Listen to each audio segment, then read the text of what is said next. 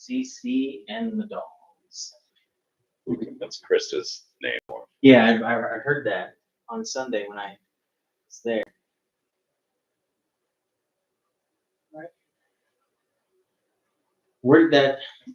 I get that's bar humor and everything, but where did the dongs come from? Like, do you know? 3 swinging dicks, man. Well, that's what I'm saying. Like, I get that it's bar humor. CC and the Dongs. There's no need to overthink it. I really like their original name, CC and the Ivory Keys. Ivory Keys. That is their real name. Yeah. Yeah. That's a good name for them. Well, welcome, Bill Parker. Welcome. Bill Parker, as Rachel would say. Rachel calls me. I bet she does. She says Parker. I don't know why. She does that with everybody, though. I'm good to vape in here, right? Yeah, you're fine. We smoke weed in that house. The only thing I've never smoked in a house was cigarettes, dude. Yeah, I don't. Even when I smoked, I didn't smoke in my house. My father smoked in his trailer. Sam. My father smoked inside, and It's awful. It's terrible. Yeah, and you never get it out. No, it lingers too, and it gets in your clothes. Well, once it gets in your ductwork, and yeah, forget it. Yeah. You're not getting it out. What do you mean by gets in your ductwork? Well, I mean, you're breathing it, and it's going through your AC system. It gets in your. Does it not get filtered by the little air filter that's supposed to circulate? Because the way they advertise those sons of bitches is like, oh, it gets smoke and blah blah blah. Yeah. Yeah, you're toast. So, what are we talking about today? Anything. I mean, like I said, the kind of conversation just goes the way it goes, man.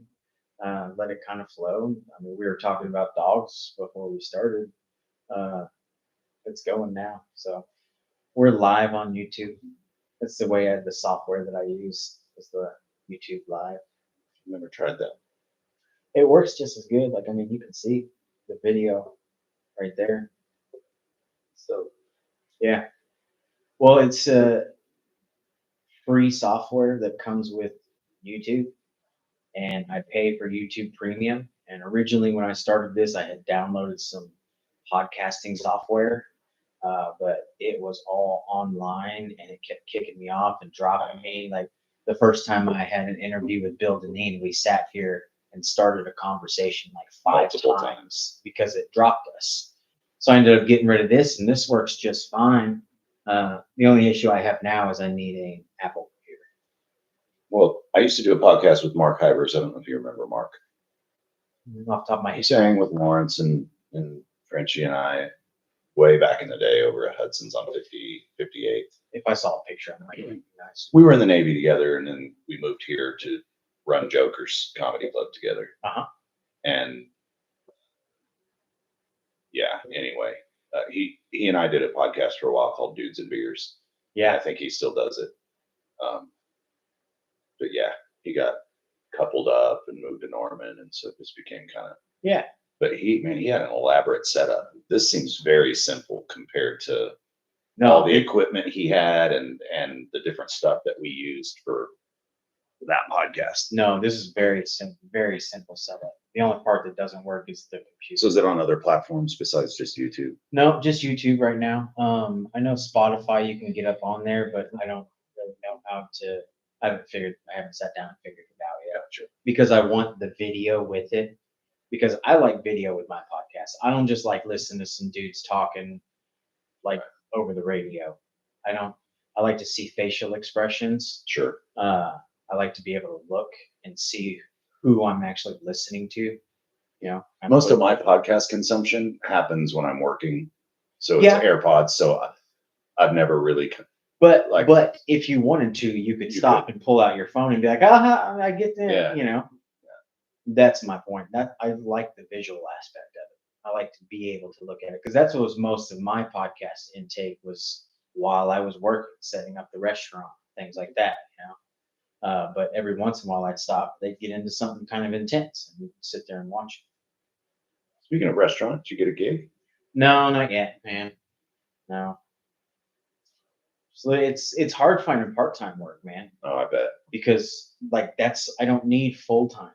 I don't because Well, this time of year, especially because, everybody's already hired for the most part. and I would think there would be some openings with kids going back to college and that people would, but my memory of the restaurant business, September's dead as hell Mm-hmm. because the fair Uh-huh. and back to school, people just dropped a shitload of money getting their kids back to school, and so there's just not as much going out to eat through until you get to late October, and then you start heading into the holidays, and it starts Holidays is ramping when- up. Yeah, for So sure. it's a tough. For Hey man, sure. I'll put you to work if you want. If you want to work, I'll put you to work. I'm Be not trying sweating. to do labor work, man. I'm trying to do I'm stuff. not either, man. I'm not either. I I'm need trying to get more GC. Do more like GC stuff. general contract. Yeah, Yeah. for sure. No, man, I'm looking for mindless work that doesn't take away from any of my creativity shit that I've got going on. I mean, even working with her is mind numbing. It's cleaning. Yeah. But I like that manual labor too. As long as it's not too hard on my body. Like I hate being under sinks, or I won't do floors anymore. But if there's something that's just very manual labor focused, to me, it's kind of therapeutic versus constant brain work, which that was one of the drawbacks of the restaurant business. The high stress, you've got to be using your brain constantly. Your memory's got to be engaged. It's just, Well, see, it can be mentally exhausting. that's what I like about waiting tables. Though waiting tables is so simple. Like you bring people what they ask for, and you make sure their drinks stay full. That is literally all it is. I mean, other than that, Management's a little different. food run. Yeah, for sure. Like, Management's way more stressful. Like I'd never be a manager of a restaurant ever. I thought when I went from the GM level to area director level that it was going to be okay. This is not going to be as difficult because I've got GMs in place, and that wasn't the case. I mean, it just. What do you mean? Well, I mean, Like hang on. You expected I expected the stress level to kind of come Okay. down. not drop off workload or anything like that, but your stress level. Stress you don't have to level, worry yeah, about. because I wasn't in a unit having to run and directly manage 20 somethings, which can be challenging these days. No offense to any 20 somethings listening. Cameron's over here. Yeah, whatever. But I found once I got to the area director level that, I mean, those GMs still had problems. They were restaurant people. Yeah. So it was very, well, and then you're worried about the financials and the profitability of multiple locations instead of just one. And it almost compounded. And then I traveled to that. And there was a certain point where we were closing the Norman location. And I knew, like, when you close a restaurant, typically you don't tell people you're closing it because they'll rob you blind. Yeah. So I was headed down Northwest Expressway, getting ready to get on Hefner Parkway to go to Norman to tell all those people they were unemployed. And you get to love the people you work with; they become like family. And that, dude, I started having chest pains at about Meridian, and I went straight through Hefner Parkway and checked into Baptist, and they kept me for like 3 hours, and they were like, "It's anxiety, Stress. it's you're having an anxiety attack." And I decided then that somehow I was going to get out of the restaurant business because it had been like 18 years at that point. Just within 6 months, I was gone. Just like, oh, I don't know what I'm going to do, but I'll be all right. So I love that type of mentality, man. Sometimes that's what you got to do. You just kind of end whatever it is that you're doing that's causing you the drama in your life. You'll figure it out. I wouldn't say that I've even figured it out yet, but I know that I'm a lot more at peace, just in Way less stress. Yeah, I mean, just and a lot of it was chasing the dollar too, because it was about your legacy. How much money can I put away? I've got kids that are going to be going to high school, and to kind of give myself a break and go, you know what? I'm just going to have faith that my abilities and my work ethic are going to carry me through whatever transition happens, and that I'm going to keep providing. That gave me the courage to kind of go, I don't want to die from a freaking heart failure because stress I'm stressed out over this restaurant, over this restaurant. over the dollars, because the money was great. I mean, it was good. It was good money. But I was missing things. I was missing games and dance recitals and holidays. I was just like, yeah. Restaurant business takes a lot of your time, a lot. I mean, even just as a GM, not even as a regional, because regional, you're talking what? Were you Oklahoma, like northern Texas? Oh, originally Like there were where two- were we over? there were two of us for 9 locations of one concept and 3 locations of another concept. So there were 12 restaurants. Okay. Well, as the junior, once they started opening the second concept, then they needed another area director. So when I took that position, I was the junior. So I was going The furthest away. Topeka to Wichita Falls, Texas. So like 5 hours one direction, 2.5 to 3 hours the other direction. Damn. And I had a couple of city stores too, but it was a lot at first. But I was happy to not be on my feet all day, every day. At that point, I was in my 40s, and I was, man, everything hurts. Dude, Knees, back. the growth in technology in shoes is so amazing now. Like being on your feet for that amount of time, waiting tables, like shoes nowadays compared to when I started waiting tables, like A lot better. oh, for sure. I also do a little bit better in taking care of myself now. That's another reason I don't want to do hard labor stuff. Is I do enough labor activities on my own. Well, I canceled on you last week because I burned the shit out of myself on the ass end of an air compressor, lifting it up.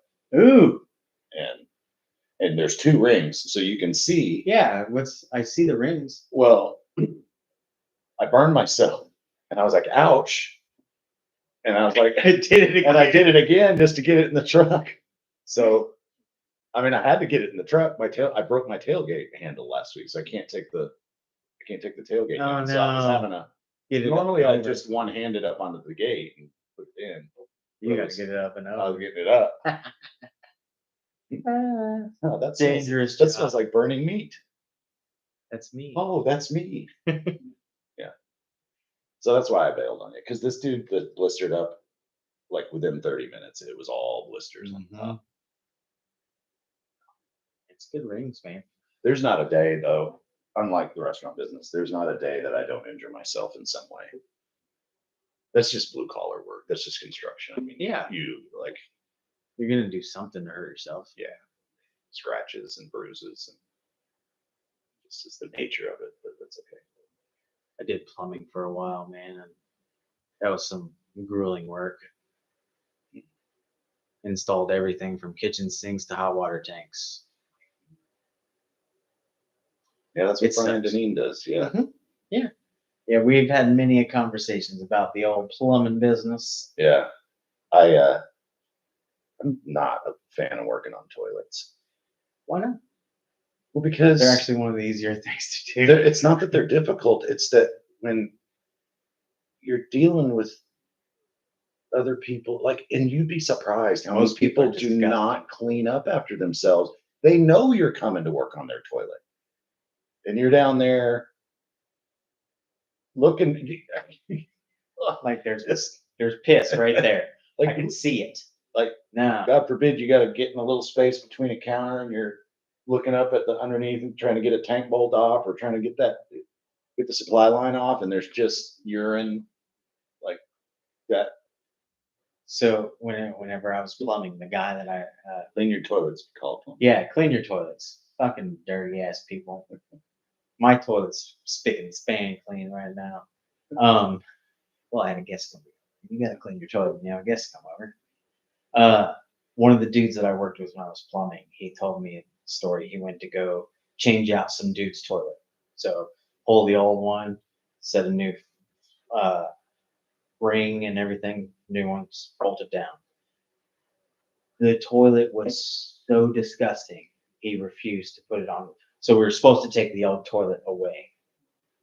He refused to put it on his truck. On his truck. Because the Yeah. dude had just shit all over his toilet. He's like, "You're lucky I even pulled that out of your house, man." He's like, "I'll put it Yeah. up on your front right here, but I'm not taking that in my truck." No. No, it was just, he said it was so disgusting. And people are fucking nasty, man. Yeah. When you go on people's, just to install someone's sink, sometimes you get up under their sink and they've never done anything. Yeah, and if I come over to put in a kitchen faucet, take everything out of there so I don't have to do it. I used to love when I'd show up and that was done. And you just have the whole space to work with. Yeah. Yeah. So, oh, I moved this out of the way. Yeah. Thank you so much. That is so nice of you. Because I always think that if they didn't take it out, then I feel obligated to try to put it back how it was. I mean, the service industry kind of mentality is like, sure. you should go the extra mile and do the extra thing.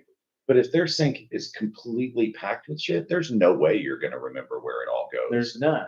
So I always end up just going, well, no guilt, just it's going where it's going. I mean, honestly, man, if those were, when I would do it, if they were packed like you're talking, I would just take out what I needed to get into the spot.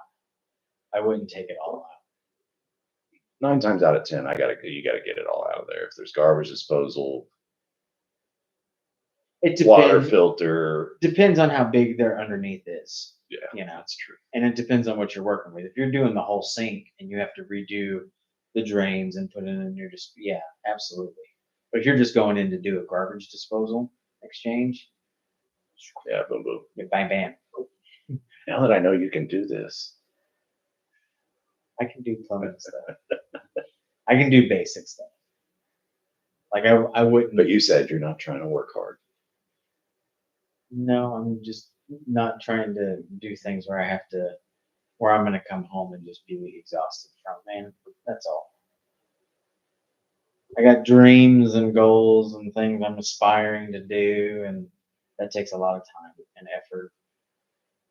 So the work to survive is not trying to. Not, Secondary. yeah, You have what you need. yeah. Man, I wish I could say that. What do you mean? Oh, I still got I got a daughter in college and son just starting high school, and One of the benefits of our It's our not. life, we don't have children, so we don't have that expense. motherfuckers are not cheap.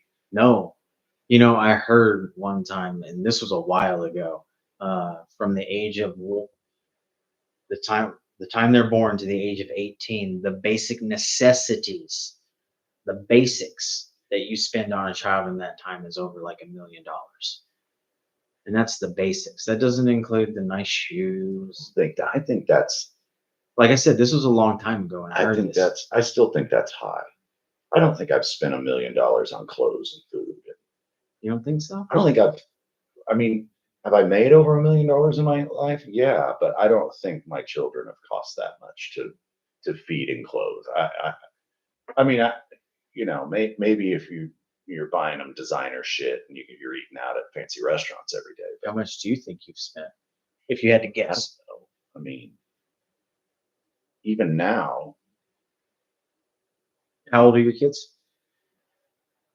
about to be 20 and just turned 15. About to be 20.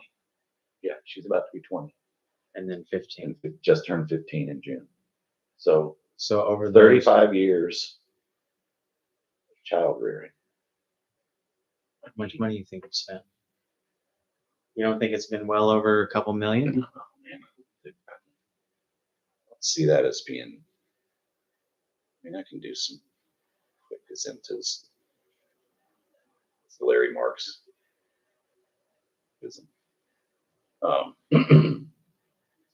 But even right now, like probably lunches for my son, I'm probably spending $150 a month.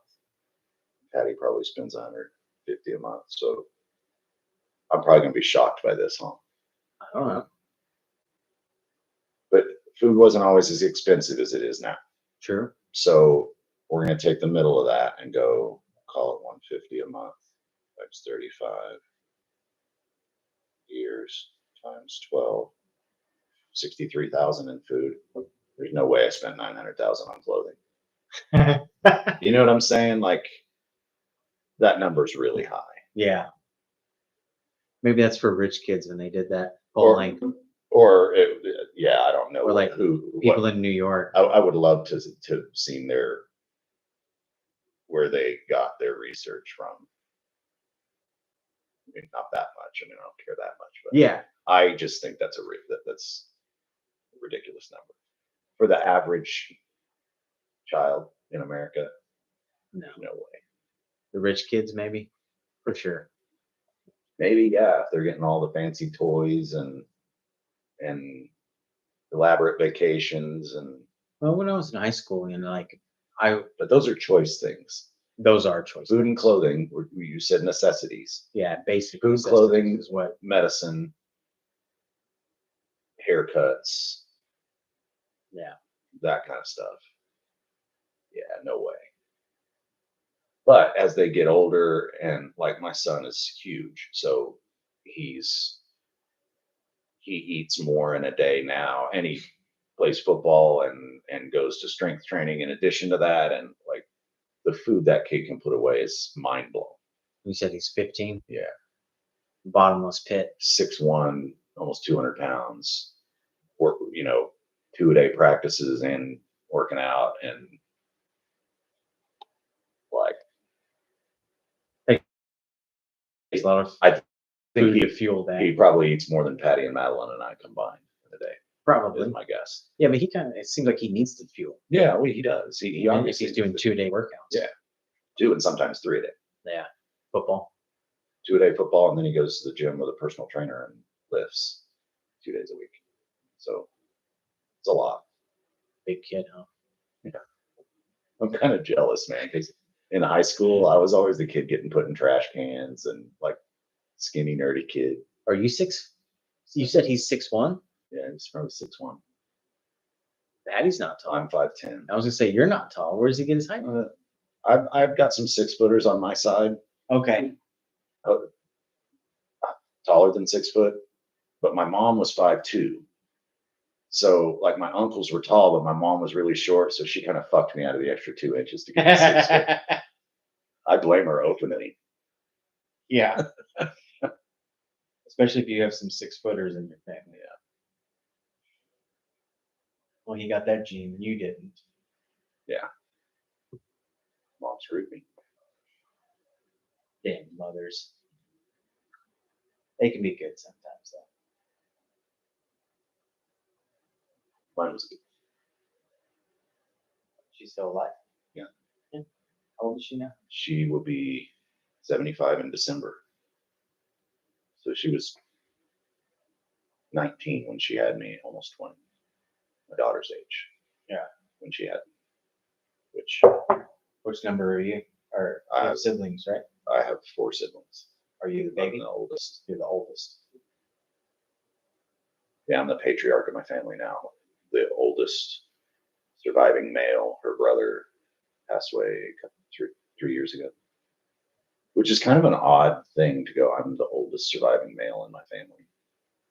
Well, I mean, it used to mean something back in the day, like you're the only oldest surviving male that you take care of the family.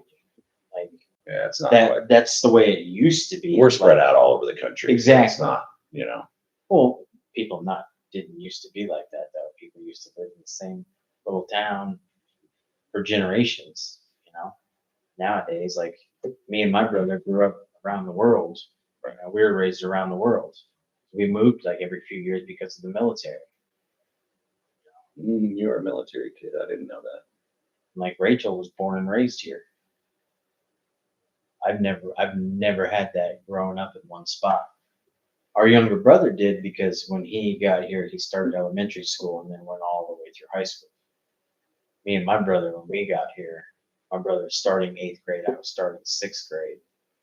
And this was the final place we moved to. So it's the end of my junior and senior year. I moved to Florida and lived with my father and graduated there. I think I did that because I was so used to moving every few years, and I had spent 5 years here, which is a long time. So I was like, oh, what else in there? I went to Florida, and then I married an Oklahoma woman. How about that? I did the same thing. Grew up in California, went in the Navy. My last duty station was Kings Bay, Georgia, and my mom had moved from California to Jacksonville, Florida, which is very close to Kings Bay, Georgia. Okay. So I got out of the Navy and lived in Jacksonville for 2 or 3 years, Mhm. and then decided I wanted to do comedy, so I moved here. This is history. Married an Okie and have Okie kids. Love Why it. did you move here for comedy? A couple of Was it the reasons. center of the country? One of them was yes. When I first started doing comedy, I didn't intend on. It was really just kind of a dare around the office because I worked at the newspaper in Jacksonville in the sports room. Okay. And was always clowning in the office, and some of the guys dared me to do open mic, so I went and did it and had some success, and then so I started opening about every third or fourth week. They had about 3 or 4 good openers. And I worked with a guy named Tony Visick, who was a feature act. So, which is the middle act for those of you who don't know how the club structure works, headliner, feature, opener. And Tony was the booking agent for Jokers. So he booked all of the acts. And they had a guy who was the house MC at Jokers when it was on 59th and May, named Joe Drew. And I guess Joe was wanting to get out of it. So the way they had it set up was Joe was the general manager, but he also was the house MC. So they didn't have to book opening acts because there was no local comedy scene then. What year was this? I moved here in 95. I moved here in July of 95. So like 2 months after the bombing. Okay. Which was really like a bad time. I already knew that I was moving here when the bombing happened. And so I was like, what? Yeah. So this city's really boomed since then. Yeah. I mean, the change I've seen in the 30 years that I've lived here, almost 30 years, is insane. Like, I'm proud of it. I mean, I'm really proud of the way this city has developed and grown, and especially through the tragedies like the tornadoes, I mean, and the bombing itself. And you know, my kid's mom, my ex-wife, was a firefighter at the time of the bombing, so she was at Ground Zero, searching churches and stuff around Ground Zero, and that was pretty intense if you were around for that, and I wasn't, but I know a lot of people that were here for it that were like, it was mind blowing. I was in Cooper Middle School, 7th grade, Mr. Springer's class. Did you feel it? Yeah, we felt the sonic boom of it. I remember. I don't want to get sidetracked off your Jokers thing though. Oh. You moved here in 95. 95, yeah. There was no local comedy scene, so the GM was also the house MC. The house MC, so I'd only been doing comedy at the Comedy Zone in Jacksonville for maybe 4 or 5 months, probably. And my aspirations at that time were to stay in sports reporting, sports writing. I'm a huge sports fan, so, you know, and was going to school at the time for journalism. Okay. And I just started doing well enough to where I was like, this is fun. Like, it would be great to travel the country. And I was meeting all these comics and going, and I could do this. And then got a lot of encouragement from guys, met a lot of guys that turned out to be legends in comedy. And then when I met Tony, and I always had a habit of picking the brains of the guys that were doing it professionally to see what, if I wanted to do it, you know, what would I need to do? And Tony was like, man, how you feel about running a club and being the house MC. And I had not really ever, like, it was literally from the time he asked me that question, I was in Oklahoma City in like 2 months, 3 months. Just left my job, dropped out of school, and moved to Oklahoma City to do comedy. I've kind of done that a few times in my life. Just go, fuck it, I'm going to do this. I've rolled the dice on several occasions, I've done it a few which is times. probably why I'm still like lower middle class, man, because I can't make a decision and stick to it. But that's okay. Like, I've had a lot of cool adventures. So yeah, so that's how I ended up here. And then from that time on, you were running Jokers until it shut down. No, I ran Jokers for about a year when it was on 59th and May. And the benefit of going on stage every night is that since there were no other opening acts, that meant the customers, even the regular ones, especially the regular ones, they're going to see you a lot. So you better be writing, or you're not going to get any laughs, because they're not going to laugh at the same joke they've heard 4 times.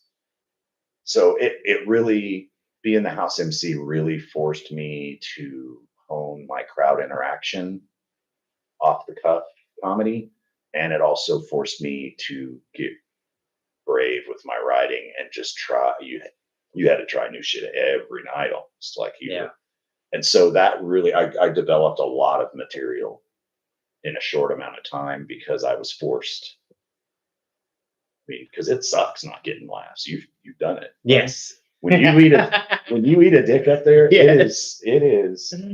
It sucks. When you kill, it's the highest of highs. When you eat a dick, it is like getting kicked in the balls, man. It's You're so like, hard to keep going through your set too, yeah, especially if you eat a dick at the beginning. 'Cause yeah. I've done that.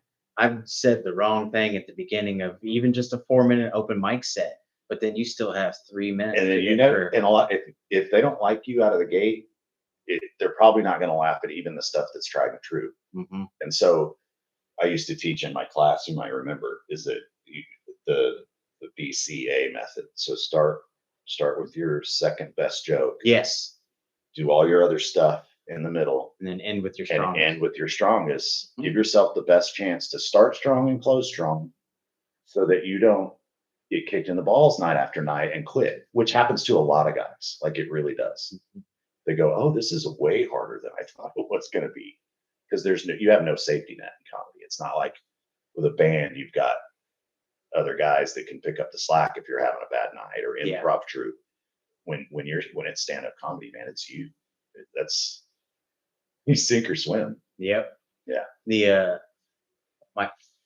So I, like a lot of people who started in comedy, worked in the comedy club business, and I was working in the Looney Bin kitchen and watching professional comics come in for, like, I think it was about 6 months after I started working there, where I was watching. I was like, I can fucking do that, because from the kitchen in the Looney Bin, you had a great straight job. view of the stage. So Yeah. I watched comedy 5 nights a week for 6 months straight, and I just thought to myself, yeah, I can do that. And the very first time I did an open mic, I think I did 2.5 minutes, and it was the longest 2.5 minutes ever.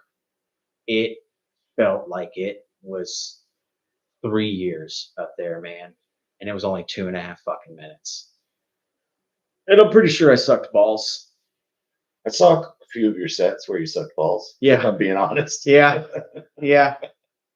They still happen. Well, so that stretch at Jokers for me, which was a different ownership than I mean,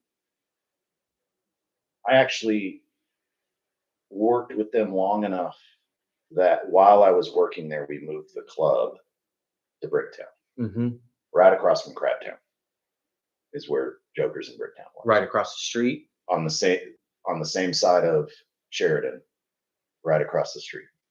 Oh, there's a church there now. Yeah. Yeah. That was Jokers. Okay. Bricktown. Okay. So, and when Bricktown exploded and got built up, and that building was vacant for so long. Anyway, I left when it was down there to go on the road, because I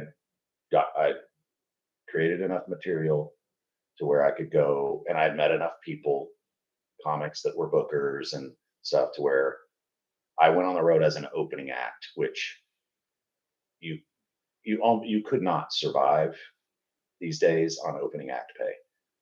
But back then it was $200 a week, and I was living on $800 a month. And then I'd get back in town and I'd bartend at the Cellar Cafe, which was over in Lakeview Towers.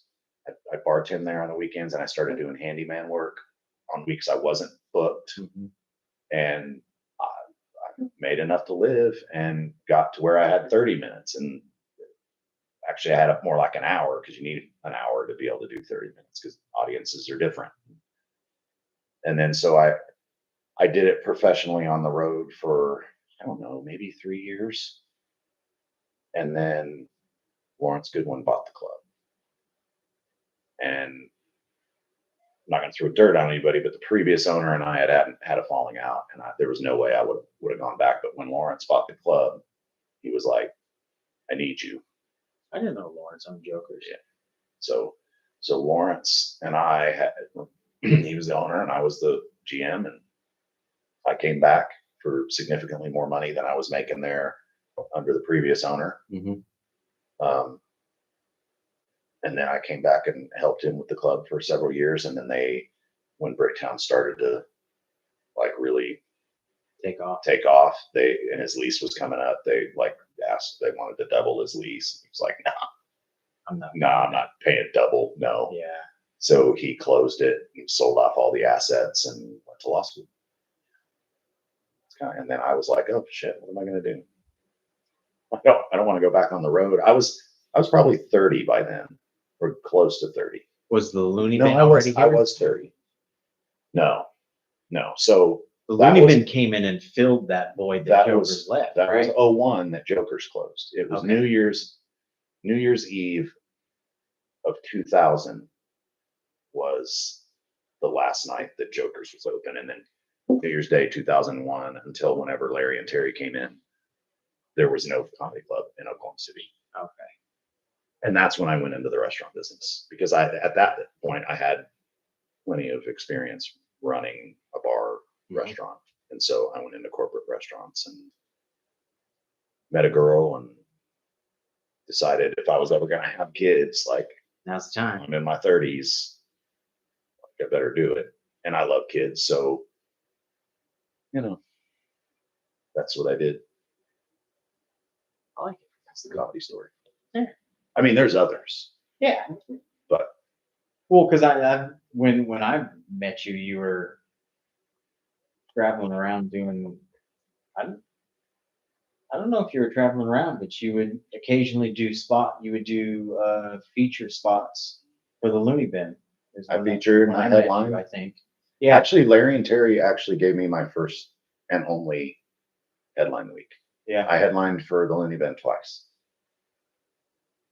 And I think back to it, when I first met Larry and Terry, like, I didn't know Larry and Terry. So I'd never worked Stanford's. I mean, I had worked Stanford's as an opener, but I never met them. I didn't know. I knew of them.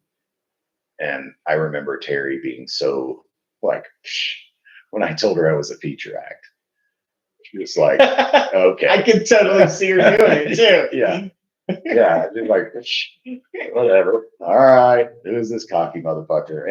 And so, like, but then Patty and I became really, really close friends with Larry and Terry over the subsequent months and years, that when they did give me my first headline spot, Terry got me a Zippo lighter that said, in quotes, headliner.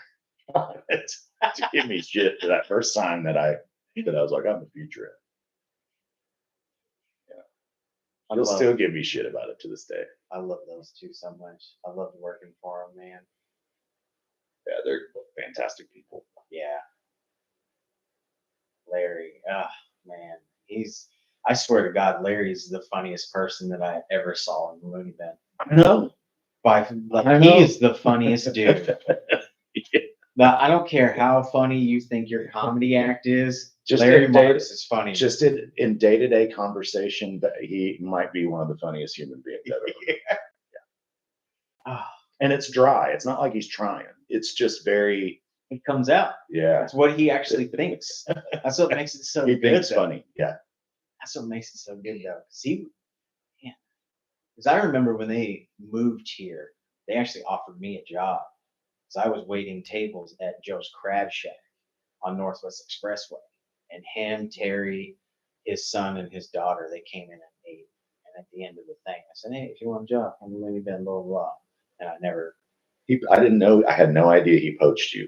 See, Well, he didn't. I ended up never going over there, so not till later. I ended up getting the job from Lamont was quick. I was 25. It was my earlier 20s when I first saw him, but I was 25 when I started there because my heart had gotten broken. Woman ran over it with a truck, so I quit my job that I was at because I was working with her. Yeah. And Lamont just so happened to be. I don't remember where. transitioning or going somewhere else. I don't remember where he was. I feel like he went to a barbecue place from there. He worked for Swaddley's at one point in time. It may have, I don't remember where he was going. I didn't keep up with all He the just people. so happened to be quitting. So I called him and ended up getting able to come up and talk to Terry. And I showed up in my Hideaway Pizza uniform with pizza dust all over it, you know, still heartbroken from whatever happened. And Terry asked me why I was quitting, and I Told the truth. I told her the truth, and she was like, "Okay, you start next, blah blah blah," you know. And then from then on, you know, 12 years Yeah.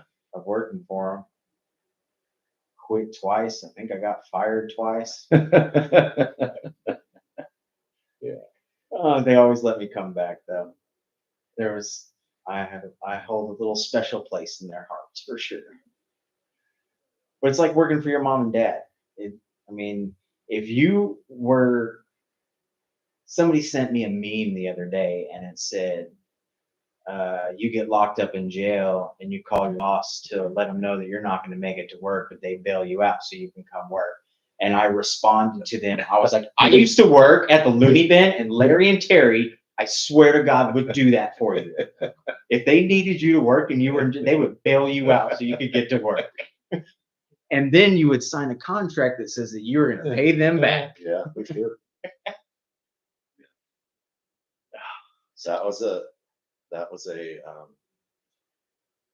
I miss the That was- Christmas parties, man. that was a good run, the Looney Bin. Yeah, Christmas parties were great. The Christmas parties. The food, just Ah. the ridiculousness. Larry's toast, Ah, all of that stuff. always Yeah. ended with, And remember, it's it's the the most most wonderful time of the year. wonderful time of the year. So don't be a dick. So don't be a dick. That's how it would always end. Yeah. A lot of those Christmas parties, I don't remember. Yeah. Well, A lot of people don't remember them. I always remember you and Larry rapping though. Yeah, we do. Baby got back. Y'all's hats would turn Yeah. sideways. And Larry made no attempt whatsoever to get the words right. Like that was part of the charm. Like I was the straight guy. I was like the Ed McMahon to his Johnny Farts. Mm. I would try to do the song with proper lyrics, and Larry would butcher it on purpose, and everybody fucking loved it because he was just ridiculous. He was. Crystal always says that he's her favorite geriatric. That's what she would always say. Favorite geriatric. Yeah. She'd always call him that. Hey man, I feel like that dude's gonna live to be 100, For sure. especially now that he's got a completely rebuilt heart, For sure. and he's just like crusty enough, like pissed off enough to Yeah. have that. I'm hanging on, just How old is piss he now? off. Like he's pushing 80. I feel like he's gonna be 80 next year, maybe. I should have him on again. He was my first guest. It was only like an hour and something long though. I need to sit down with him. Told you, man, I want to write a book about Larry. I think he is that interesting of an individual. I'd buy the book. That's what I'm saying. Like I'd like to sit down with that dude on a regular basis every day for like a year and just take notes and have conversations with them. And then at the end of that year, put it all together. I don't think he'd go for that, but I don't think he would either. he's a private person. Yeah, I think I would annoy him too. Larry needs his space for sure. So I hadn't talked to Larry for a long time whenever I wanted to ask him to be my first guest. And I think the last time he fired me, I deleted his number from my phone because I was pissed off. And so I didn't have his number in my phone. So I had Terry's number. So I text Terry. I was like, hey, we asked Larry to text me. I don't have his number anymore. You know, I want to ask him a question. And he texted me and it just said, what? And when you saw it, you probably heard the voice too, and the inflection and everything. I did. What? That was the one thing, man, working there is if Terry was mad at you, okay, you know, Terry gets mad at you.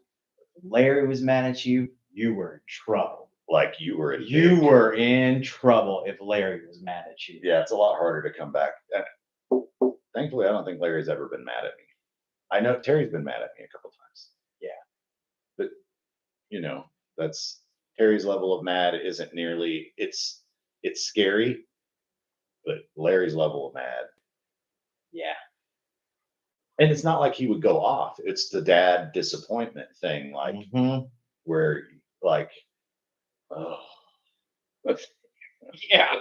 I hate it when you're I know you're not mad, you're just disappointed. Ooh. I hate that. Ugh. That was Terry's gift, man. Ugh. She could make you feel about that big, dude. She knew how to make you feel bad. Like, Still does. oh yeah. Yeah. Ugh. I miss working for them so much. That's the job I need. Ugh. I don't want to go work at the Bricktown Comedy Club. Yeah, I don't know anything about it. I was never gonna go just out of loyalty to them. I've never been. I checked it out. Even now that they're gone, I don't have like I was around comedy for so long that I just watching live stand-up comedy doesn't really appeal to me Yeah. much. I mean, I'll watch it, I'll watch it on YouTube and stuff, but I feel like their room is their sound is too loud. Like it's I don't know if it's concrete floors. It's really dark in there. I can't tell, but it's not carpeted. so it's echoey. Yeah, it's echoey in there. So, and I've only really been there on open mic nights. I've never been there for an actual show, so I'm not sure how the shows go. You know how open mic can get. You got your open micers talking behind you, and you got the dude on stage, and you got people talking in the crowd Because they're here to see one guy. Yeah. So I've never been there for an actual show, but I mean they've had some pretty big names come through there. Yeah, I think. Well, I mean, they're a bigger company. I don't know a ton about them. I know they have some rooms out north, and They opened another one in Tulsa. You got some buying power when you have multiple locations where you can get guys on a swing, so maybe you can afford them, and then you're jacking your ticket prices up. And Bricktown, they're probably charging more for drinks than Larry and Terry were up here. Yeah. And so, it probably just, but Ben Flint, right? Yeah. Yeah. So Ben is my neighbor now, and Ben actually worked for me for a while. He's done a couple mics down there, and he says the way they have it organized. I don't remember the specifics. He goes, it's just not very well organized. The way the sign up works is you sign up for a whole month. You email them for, like, say it'd be it's August right now, so you would email them for September, kind of towards the middle of August, and you would tell them every Tuesday or Wednesday which you were available if they had those open mics open. And then they just plug you in. They plug you in. He said whenever they run the mic, they, like, you remember how Larry always had the disclaimer announcement from the booth before, hey, keep your conversations down, turn your cell phones off, be respectful of those around you. Like, He says they don't do any of that. They just go, the opening act comes up and just goes, your first They- open micer is this. No, man. When I had done open mics there, they do a little opening and hey, welcome to the Bricktown Comedy Club. Blah blah blah. They'll say something about. I think they say something about turning. I've never been, so I don't know. That's just secondhand. And maybe I'm misremembering because I'm getting up there. But They have a little thing, and then it says, "And your host for this evening," and then the open mic host goes up. Whatnot. It's not. It's a pre-recorded thing. Oh, for it's a sure. pre-recorded. It's not somebody in the booth doing it like Larry used to every single night. that's the old school way to do it. I mean, even at Joker's, that's the way. There would be somebody off stage that would introduce the opening act the same way and give the opening act some kudos and give him ask for applause, Yeah. give him something to come up to the stage, personal, some credits, and legitimize the guy or the gal who is coming on stage as an actual comic, because a lot of people, the general consensus is everybody knows the first guy's going to be the least funny, and then when they get used to being local comics who sometimes eat a dick and sometimes do well, Mhm. they kind of are like this. But if you've got somebody off stage pumping the person up and getting them excited about Seems the like a show, comment coming out. then it gives a little bit more bounce for that first guy, for that first act. I found. No, I see what you mean. Like it, because I used to do the opening announcements for Larry on Fridays, and yeah, I mean it was. It took a while for me to get used to it, like Larry did, but yeah, you really are kind of building up the show Mhm. at the beginning. I think it's one of the things that made me more confident on a microphone too, is doing those opening announcements.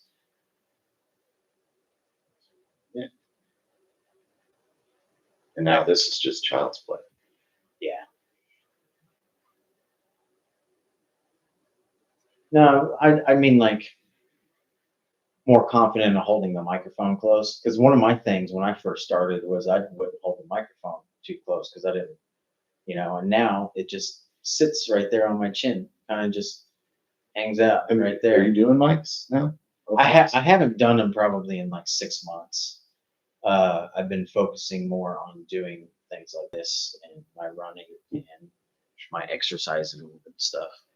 Um, I hadn't written anything a good 3 months. I get ideas and I'm like, I'm gonna remember that. I don't remember it. I am not even close to that. I have something will happen. I'll go, that'd make a great bit, but there is no desire in me to ever do that again. You ever think about just writing and selling your jokes? Nah. No. You were a good. Oh, thank you.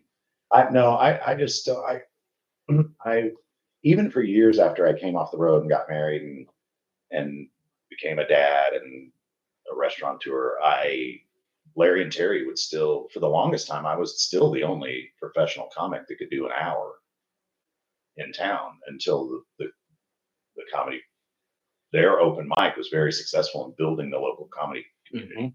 And then other open mics started popping up and it just got bigger and bigger and bigger. So now there's plenty of guys that can do shows, guys and girls that can do private gigs. But I used to get all of their, if I could take them, I was getting the local shows, the private gigs, and those paid so much better than a week anyway.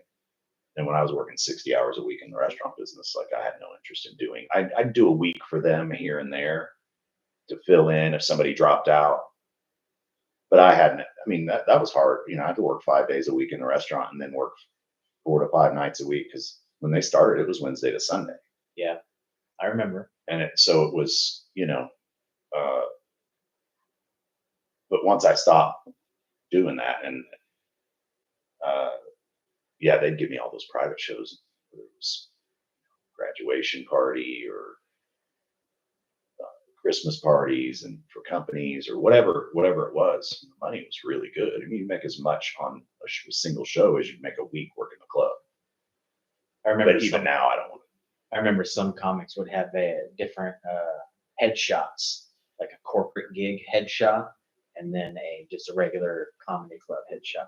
No, I never did. I saw a couple different ones, and the corporate ones are always just them, like in the suit. And I do comedy, I'll do your little corporate gig, whatever. Right. I'm sure those corporate gigs are very manicured to what they want. Yeah, if that's worth more money. Absolutely, absolutely. And it takes somebody that's had experience doing those to kind of have an idea of how to approach. Like if I was doing something for a company, I developed certain bits that I knew worked with audiences that all knew each other, which is different material. You can do so many different things with a group of people where everybody knows everybody than you can a club where it's just random people. Then it has to be kind of broadly funny. But in those private ones, you just have to put some thought and come up with a block of stuff. And generally, whoever booked me, I would say, give me some specifics about your company. And then I go do some research on this is what they do. Joke about. And then you would ask whoever booked you, okay, who are some people that everybody would love if I got into a conversation with and had some fun with, and then give me some dirt on a few people that have a good sense of humor that are maybe higher ups. So you really got to, like, corporate gigs, like what you're explaining. You have to be able to do good off the cuff comedy, because you're doing that person to person interaction. Yeah. Which I've seen a lot of people try to do, and they're not good at it. It's hard because that stretch of time that I did at Jokers where you have to go up every night, and I worked a lot of comics, feature acts and headliners didn't like it when the opener would do crowd interaction, because that would get the crowd expecting to be able to yell at the stage, and they're going up to do a thing. Yeah. But you can figure out a balance when you do it night after night after night after night, to where maybe you start with some crowd interaction and then you work into routine, because as an opener you're doing 15 minutes. So it's not like an open mic. You can do 5 or 7 minutes of let's get the crowd. Oh, you look nice tonight. Blah, blah, blah. Especially if you have enough material that when you go into the crowd, whatever the result happens to be, you might have a bit in your pocket that relates to whatever that happens to be. I always love seeing that. Or you would have got that same response enough times that you'd already written a punchline, but it looked off the cuff. So, and Robin Williams was a master at that. It's like he had so much material that when he would interact with the audience, it looked like it was off the cuff, but he had so much material that he literally could just pull something out that applied.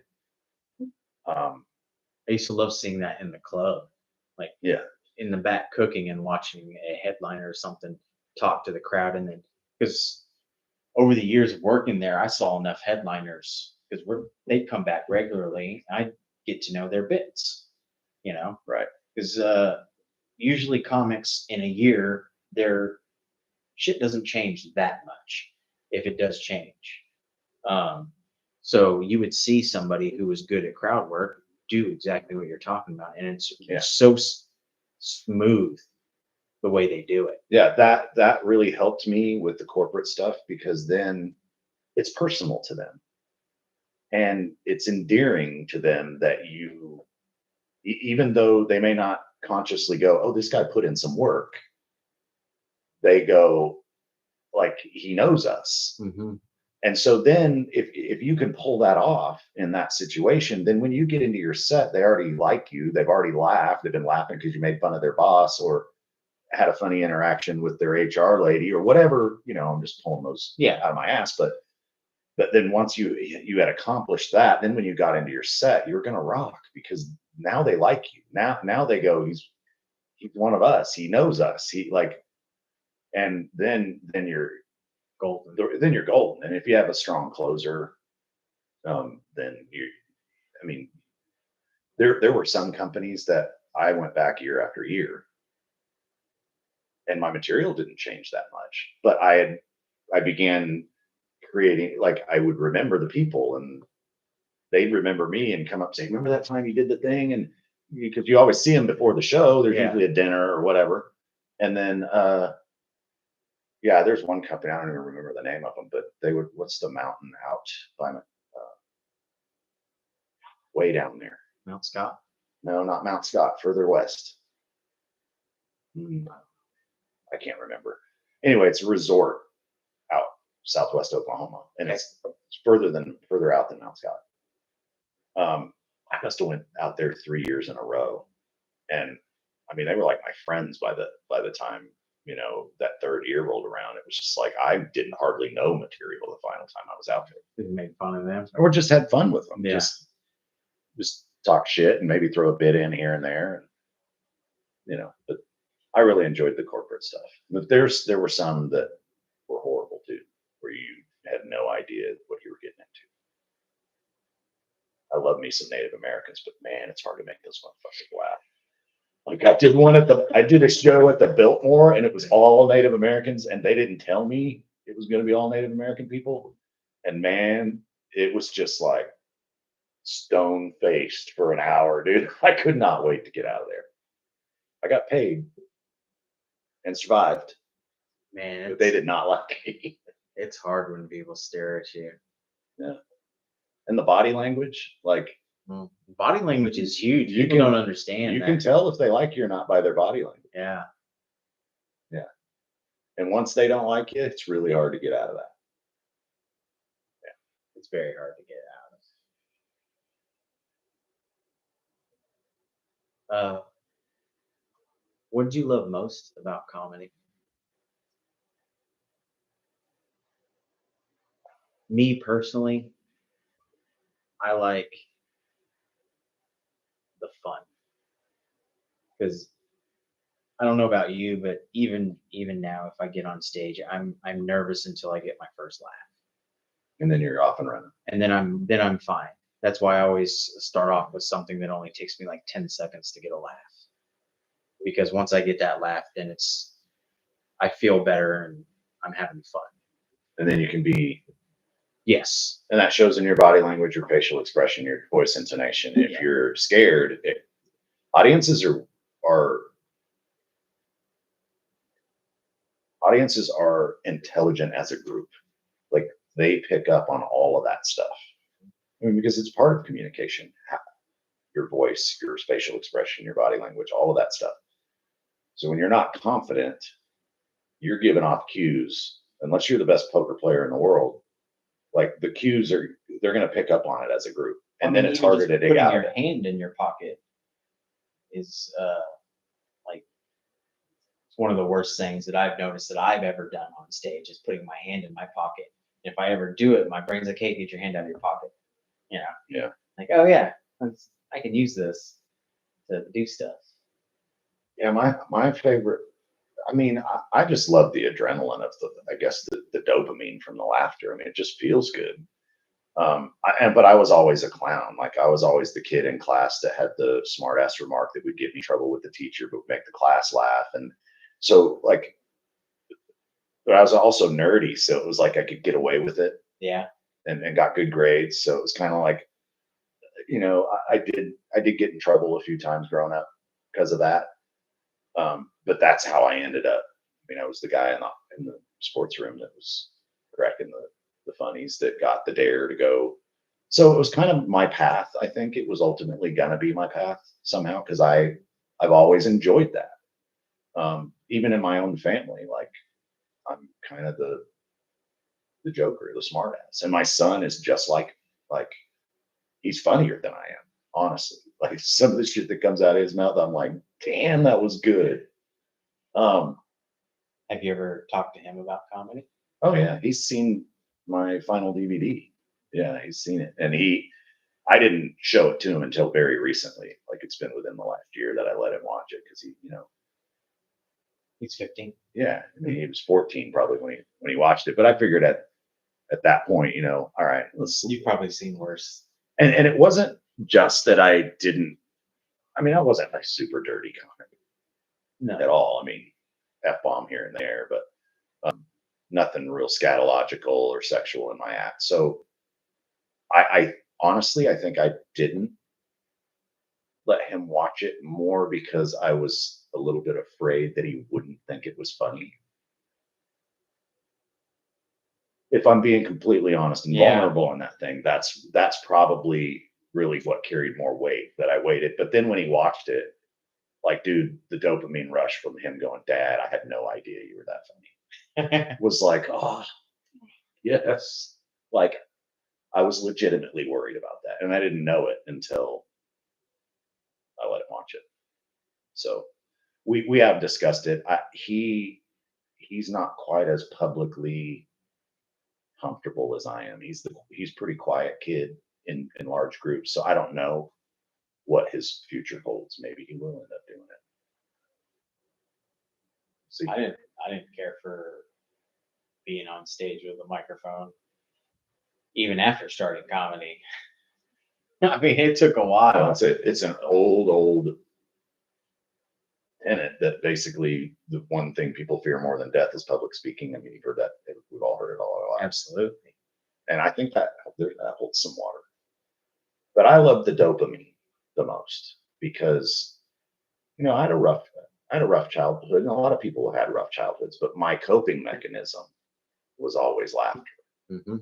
And so, and it still is to this day. Like, if I'm having a rough day, like, I'm going to put myself in a position to find some laughs or deliver some laughs, because it feels good to do that for other people, to give other people brighten laughter. their day. Yeah, Yeah.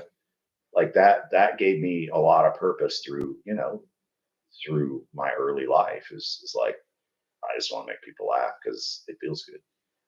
And then I'm not thinking about the shit that's going on. So Yeah, it tends to be a lot of comics. It seems Yeah. like, man. Like, most comics are broken. I mean, they're broken dudes.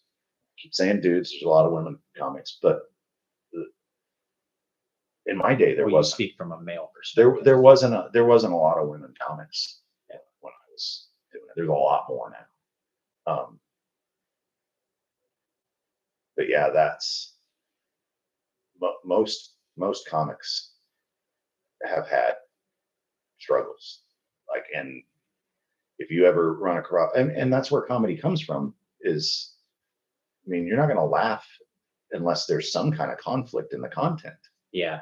Like, have you ever seen somebody that's just a rosy, happy comic crush? No. Like, you're never Most going of to the see time when you that. see them, people look kind of bored. Yeah, it's like, okay. It would be like watching a movie where nothing goes wrong. Like, it's a Star Search comic. Remember Star Search? Yeah. Those Star Search comics. Ben Creed. You remember Ben? Oh, yeah. Creed? Ben Creed used to do a little bit about it, like, what nuggets? Which part of the chicken does that one come from? Yeah. Making fun of Star Search comics, like, Yeah. and it was little stupid jokes It's like very that. vanilla. Yeah. And that's not, I mean, let's face it, this is the truth in our society. Negativity sells.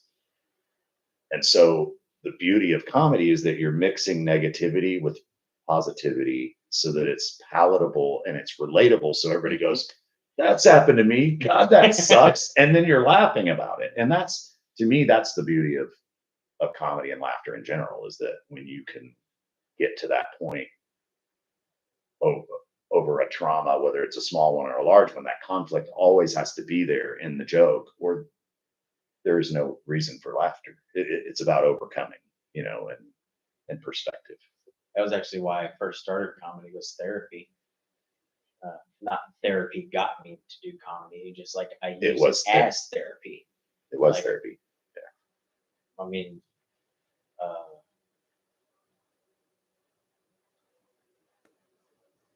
6 months after I started the movement. Yeah.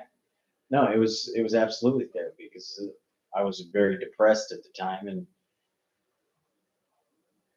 wanted to make people laugh, and it made me feel better. Like, yeah, and it goes both ways. You're making them laugh. That's their pick me up, and the return, that laughter is a gift in itself that goes, hey, self-worth. look what you're able to do for these people. Yeah. It is a huge dopamine rush. Yeah, Awesome. it is. But it will suck all the dopamine out of you. It will. when you tank. Those days that you eat ass, yeah. Dude, my worst one ever was an open mic in Jacksonville when I was first started. It was maybe my third time on stage, and I was backstage, and I didn't realize how I just drank a bunch of water and I peed a little, and I didn't know it. And there was a pee spot on my pants. Yeah, dude. And not only that, but one of my sister's friends, her name was Audra. I remember this because of the trauma of this. She was a smoke show, dude. And I had a chance. I know I had a chance. She was at the show, like my sister had invited her, and that was the show she came to, was the Peace Spot. Oh, yeah, dude. Never talked to her again, man. Was it a big pee spot or just? It was big enough that a dude in the back was like, this shit's been working for weeks now. Like for the first two times I went on stage, and I couldn't get it. And I was like, oh, okay, no, this isn't resonating with you guys or whatever I said. And there's a dude, black dude in the back. Yo, man, you pissed yourself. And like there was no recovering from that, man. Like there's no recovering, especially when you're a new comic. You're like, oh, y'all been great. Have a good night. I'm out. And your next act. But I mean, I went back. That's doing the it. Kept man. doing it. I bit it so hard one night. I tried to do an edgy black joke, and it did not pan out. And the crowd was pretty black that night. And I did it at the beginning of my open mic set, so I had 3 minutes to go, and it was terrible, absolutely terrible. And after I got off stage, one of the other open micers was a black dude. He came over and he put his arm around me. He's like, "Man, if I was a black guy sitting in the front row, I wouldn't want you to call me out after doing that dumbass joke." I was like, "Hey, yeah." But the next week, I showed up, and you remember Willie? He was the cook towards the end. Oh. No, Well- I wasn't going in a lot at the end. Yeah. He had told me one time, he's like, "Man, I remember that night that you bit it and did that dumbass joke." I was like, "Yeah, I do too." He's like, "But the next week you were back up here, like that wouldn't have been me." Respect. You know, like, Respect. I mean, you're gonna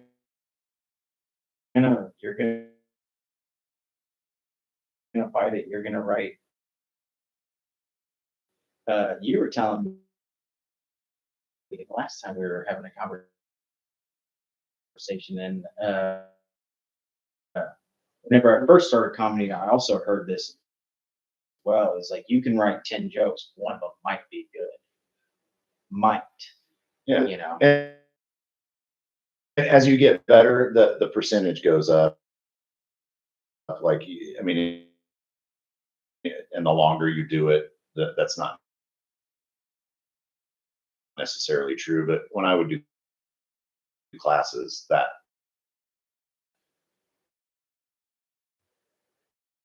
was the rule of thumb for your first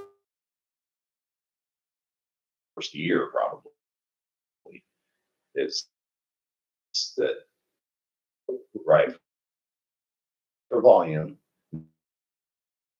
never throw anything away, right volume,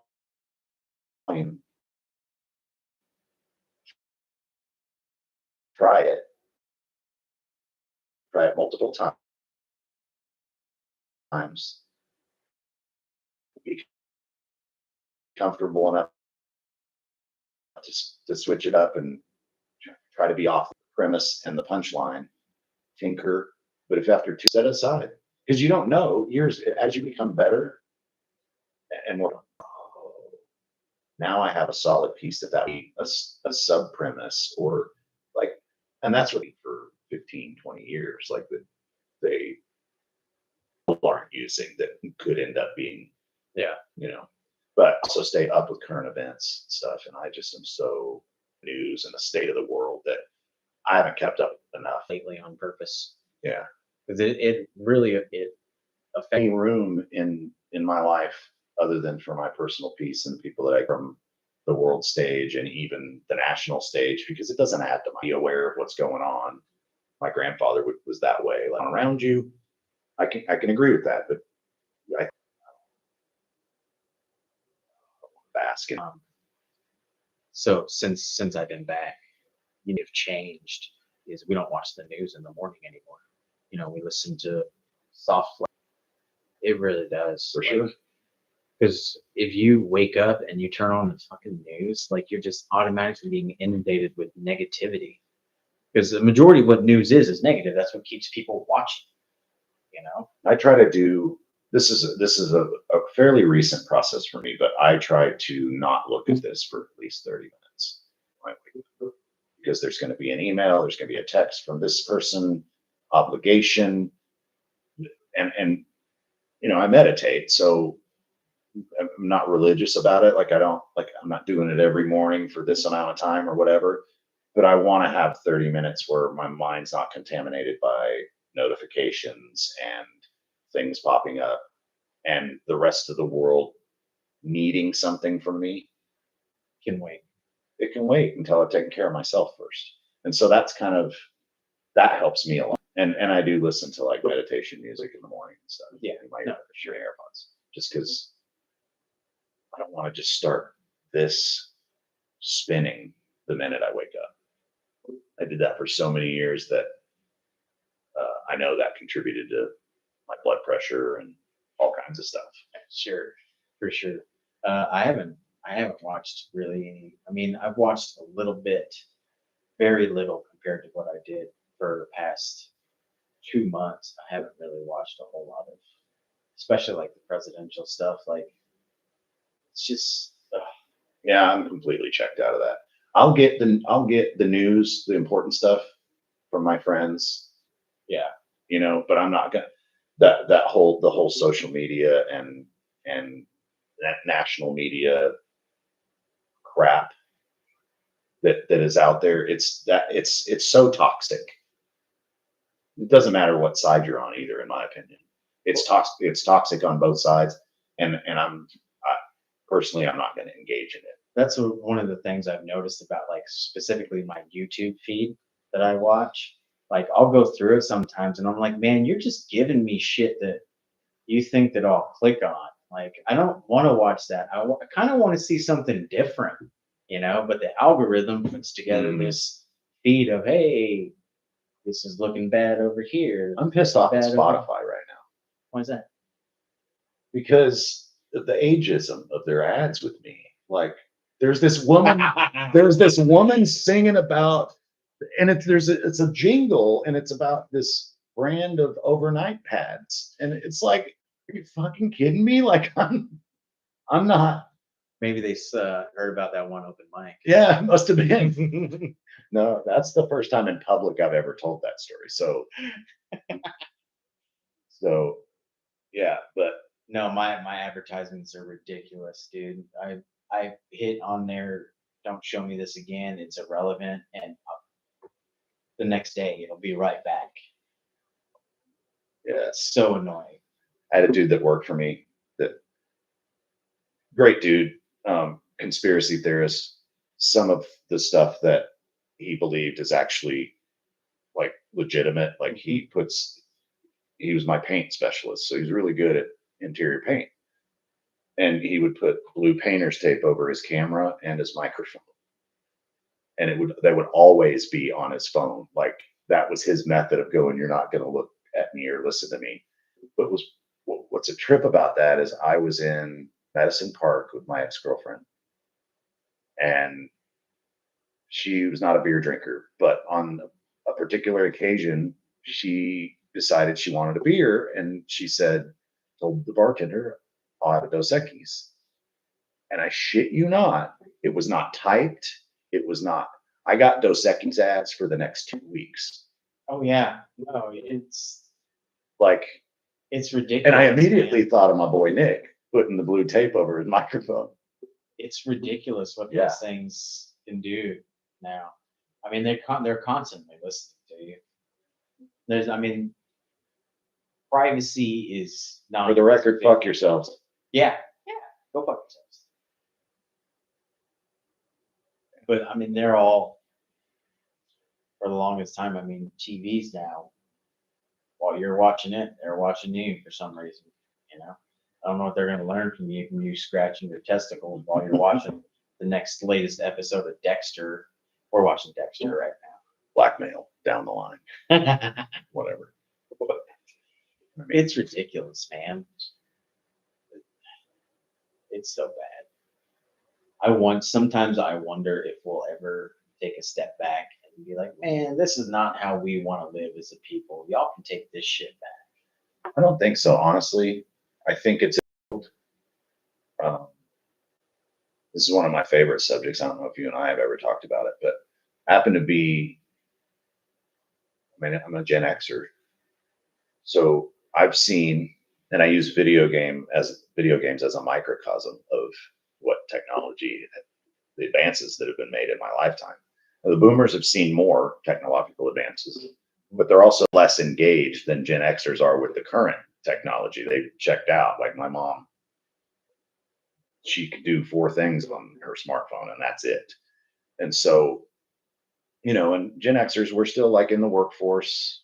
We're still having to keep up with technology to an extent that we've literally seen the largest change in technological advancement and are using it than any generation in history. And I don't know where you fall. I'm technically a Gen Z. I was born in '82. Gen Z. Yeah, I don't know Gen why. Zs. I don't know why I'm considered that, but people tell me it all the time. I don't think that's right. I don't think it's right either, but You're I've a Gen Xer. I've seen things that say that I'm A millennial.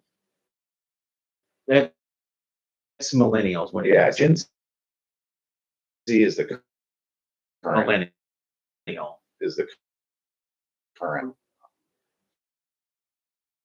Millennial is Like kids are Gen Zers.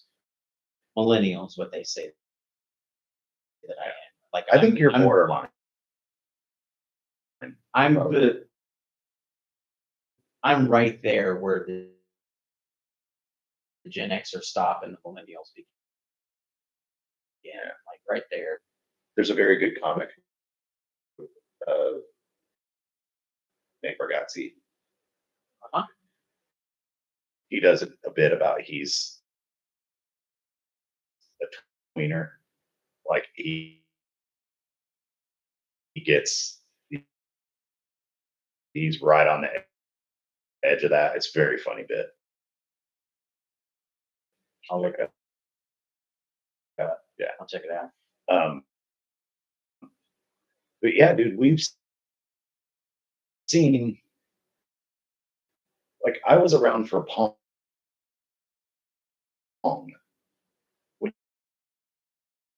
You remember Pong? Boop,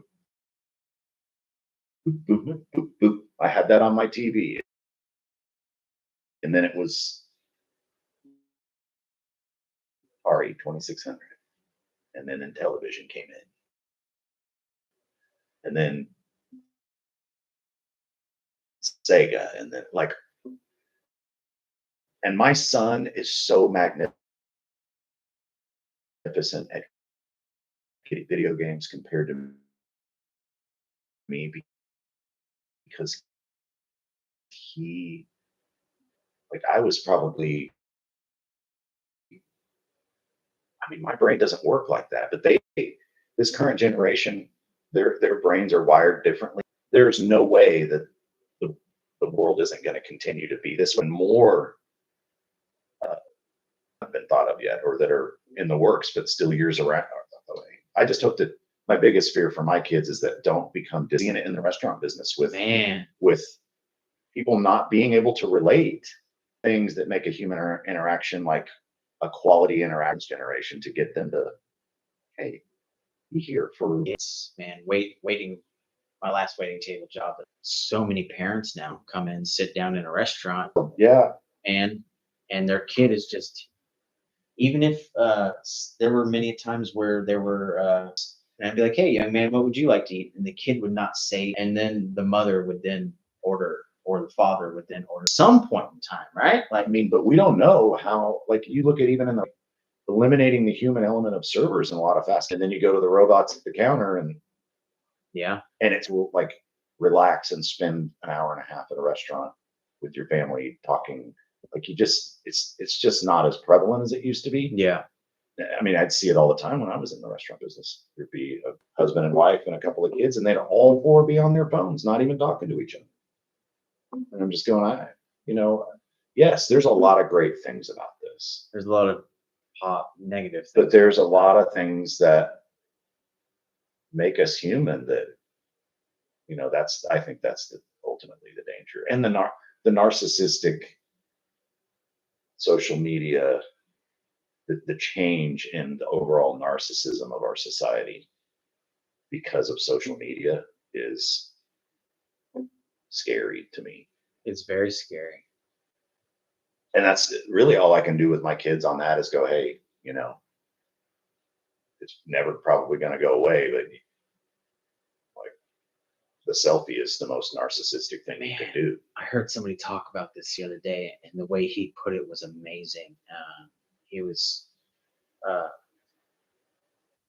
talking about there's only two things that you can really do to protect your kid from the negative aspects of this right here. Is one, you can take it away from them and never give them one, which that's going to make them obsolete, It handicaps handicap them for the future. for the future. Or two, you build up their confidence outside of this, that they understand that they are who they are before this. There's no. He said it way better than that, and I understand where he's going with that. Yeah. Because I feel that way as a parent, because my mom, her mentality, she's so scared for her grandchildren's future, because she's very, very focused on national media and social media. That she's elderly, and that's her entertainment now. And your brain can do a lot of things, especially when you're an older person and you've got these kids, and you're seeing all the things that we're talking about. I'm afraid for their future. And I'm like, Mom, like it's going to be their world. Like they're going to understand and develop with whatever is happening.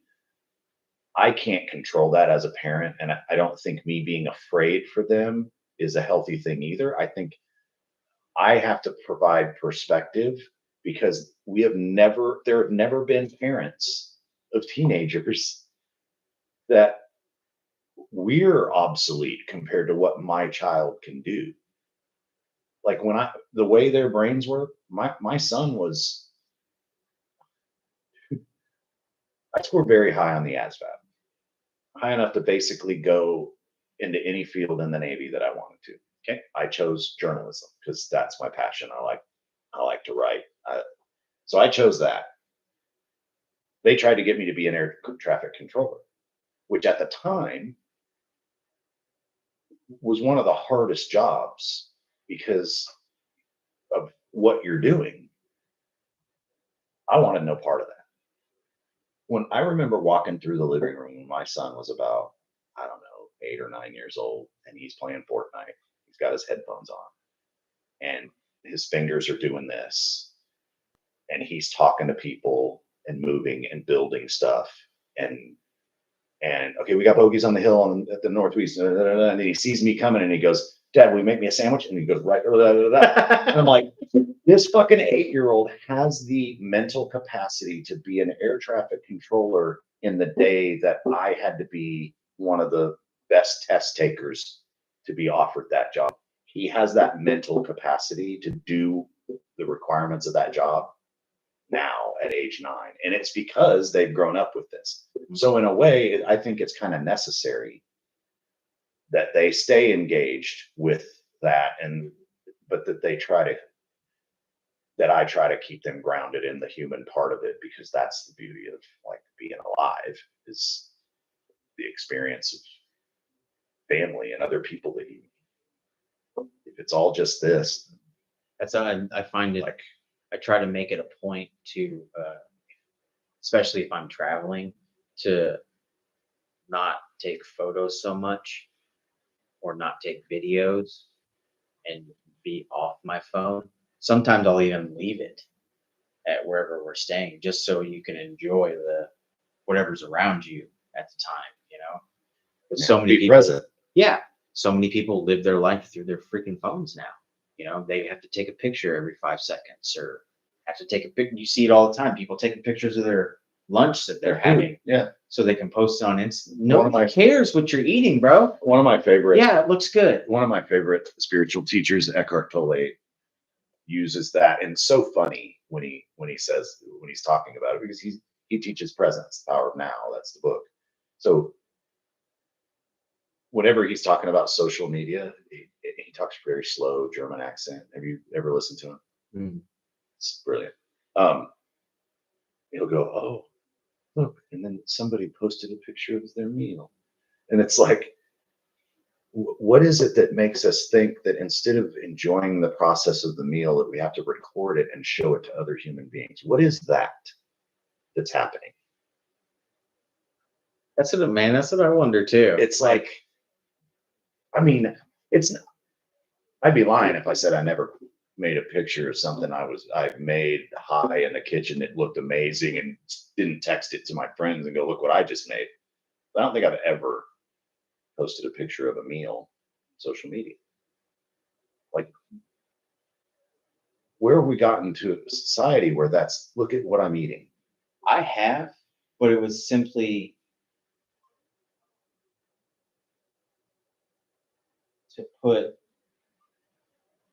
this is the healthy plate that I eat for breakfast. Like, Oh, this is an gotcha. example of like a good healthy breakfast as opposed to cereal. You know what I mean? And it was a ribeye and eggs with a bunch of cheese. God, I fucking wish it was, but it was just eggs and turkey, bacon, and orange and blueberries.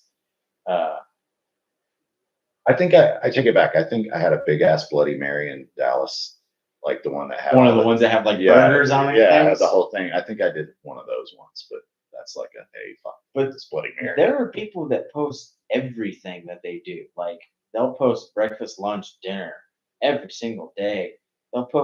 They'll say that they're pooping. Hey, my location is my bathroom in my house. No, I've never seen that, or that would be unfriended instantly. I- Bye. What? Okay. Like if anybody wants to rob her, now's the time. Pants around her ankles. I'm sure she doesn't treat it like prison with 1 foot out. Just in case a fight breaks out. Probably not.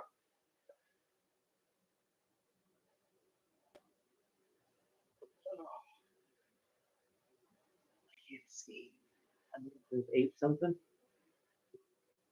7:37. Okay, there you go. I was just curious what time it was. I would like to wrap up by 8, if I'm being honest. My dogs are on a schedule, That's fine. and as am I. That's fine. So 7:37. Yeah. All right, we'll give it about another 20 minutes. Yeah. So,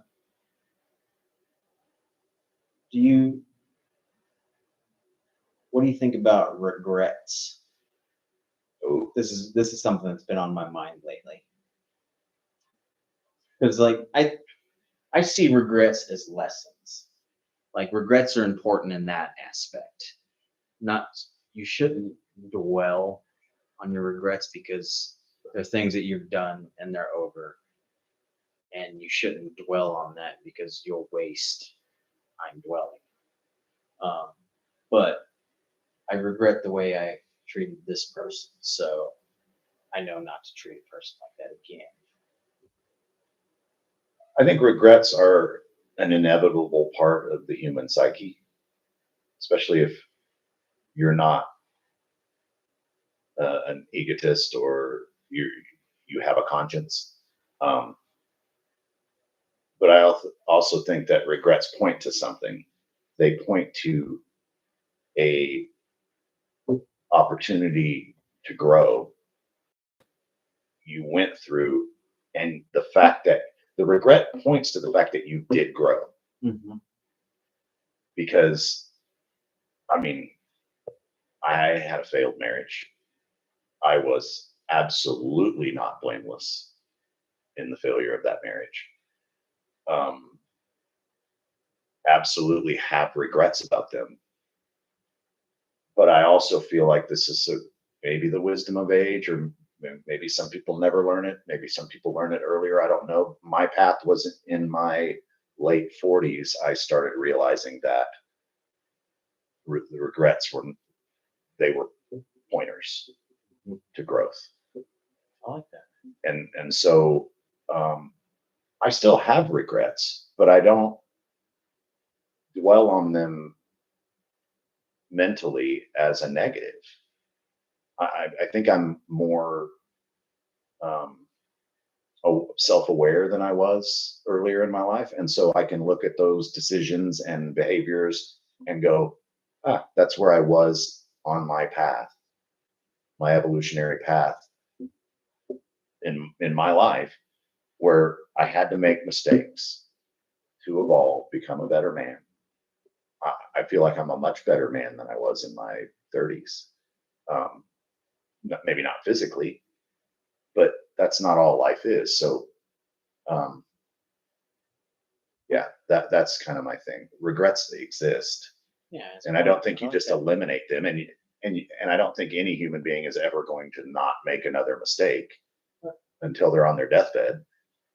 So there's always it's a word. It's semantics. The word regret points to that for me. It points to a point at which I grew. I hear too many times people talk about living a life with no regrets. Like, how did you grow? Like, did you not make any mistakes, man? Like, because that's not somebody that I want to learn from. Right, and that's the hard part too about. But again, that to me, that's semantics. To say that you live a life without regrets, you're almost saying that either you don't care what effect your behavior has on other human beings, or you're perfect. And we all know that's not And true. we know that's not true. So it can only be one other thing. Otherwise, you're full of shit. You have regrets. Yeah. I don't know. I'm not a philosopher or a psychologist, but that's kind of the way I see regret. Just everybody has them. We're always going to have them. But how do we view what they point to? How do we grow from the behavior that created the regret? And can we see that regret as it's just the awareness that you have a regret says that you're aware that you needed to grow from that decision. Do you think that things are preordained? Like, I'm not a maybe not everything, but some things that happen to you. Like, No. I do not. The going from Jacksonville to here, like, I don't think things are preordained because ordained, the word itself, ordained minister, it has to do with a higher power dictating a path. While I think I'm not religious, and so I think that preordained has a kind of a religious overtone to it. it does.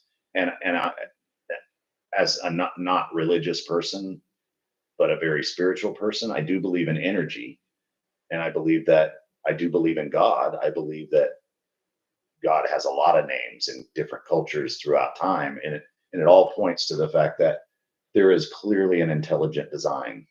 Just look at one human cell and tell me that just spontaneously happened. There is an energy at work that we don't understand, and I think as human beings, especially in religion, they seek to give answers, to give people peace. and put borders on knowledge to go, this will make you feel better and give you a good life if you follow this set of rules, and God has a plan for you and all this kind of stuff. And if the universe has a design for me, that's different semantics than God has a plan for you. So no, I don't believe things are preordained, but I believe our personal energy guides us in ways that maybe we don't understand, and that energy is part of a larger oneness that, for as long as human beings have existed, they've tried to label and categorize and make rules for. And then men take those rules and use them for personal power, and then we end up with shit that goes on, perpetrated by religions that are worse than anything in the history of the planet. So no, I don't believe my life's preordained. And I do believe I have free will. I believe there's an intelligent life in me that is my essence. It's more than the meat sack or the collection of synapses. So I kind of feel like like you were saying, the energies and everything. I, like you, am not religious, more spiritual. I kind of feel like God is in all of us. Like we are a little piece of whatever God is. And that's what allows us the ability to manipulate our reality. Manifestation. Yeah, manifestation. Absolutely. Manifestation. But Steve Jobs said one time, he was like, once you realize that everything around you that you call reality was made up of people no smarter than you and me, that's when you learn that you have control over it and you can manipulate it and you can add to it, make it what you want. And that was one smart motherfucker. But it's kind of, God is in all of us. We're all creators in a way. Like, I'll bring back Eckhart Tolle on that note.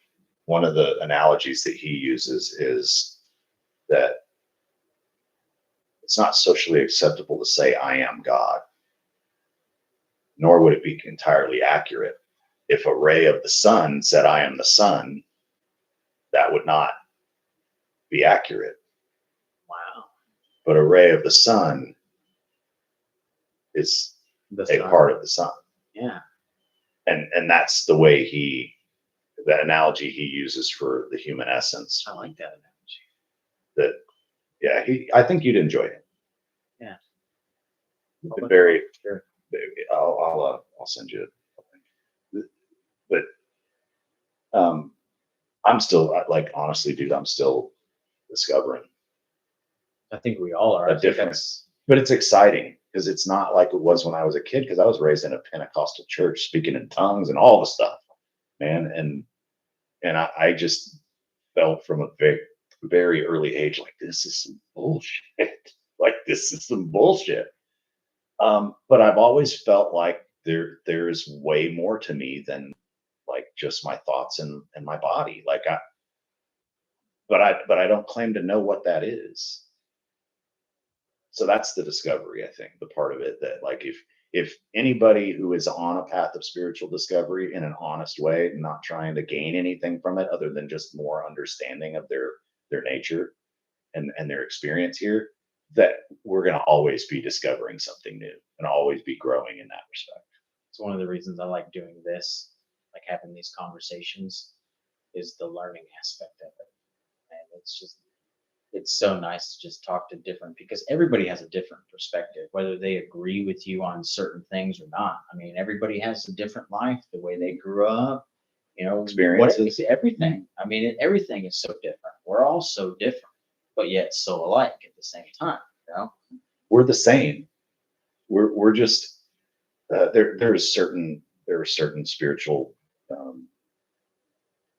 teachers and that I've heard say, we are the universe expressing itself, experiencing itself, and that's, you can't even take that and go, well, that's not God.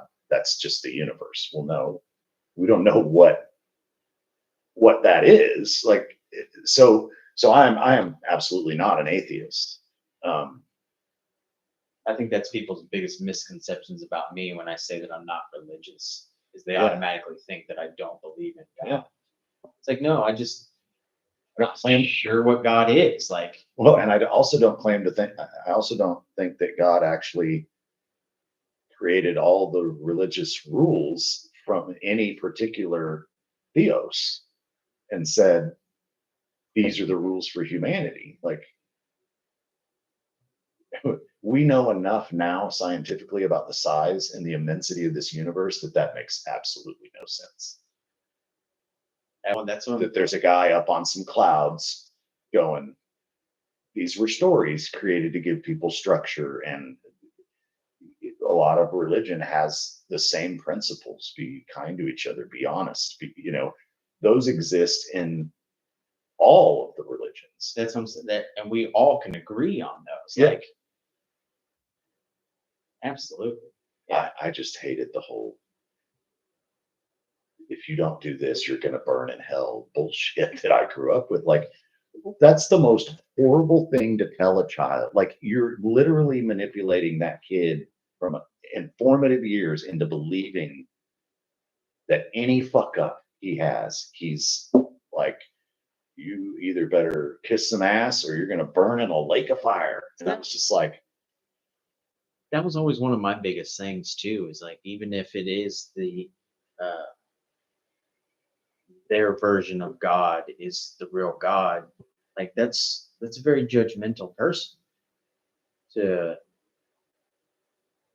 I don't want to say this wrong. uh, I don't care. If you have a friend who's super judgmental over you, are you gonna want to fucking hang out with that guy?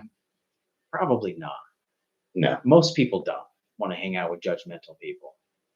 So why would you want to worship a God that is super judgmental? Like, literally, when you die, you go to the gates and St. Peter judges you.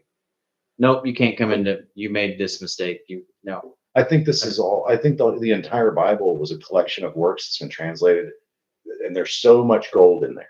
There's so much gold in there. But the interpretations over the years and over the millennium, from Old Testament, all, it's a bunch of metaphors for sure. And then men have taken it and created stories that are used to control populations. And it's happened in every religion with their writings. So, but there is a lot of gold in those writings. No, there's a lot of good stuff. Absolutely. And not just the Bible and the Quran and there's a lot of gold in there, and there's a lot of really interesting. I'm not a theologian, but I listen to a lot of stuff, and there are so many similarities between things that have been written that are part of different, that point to a power that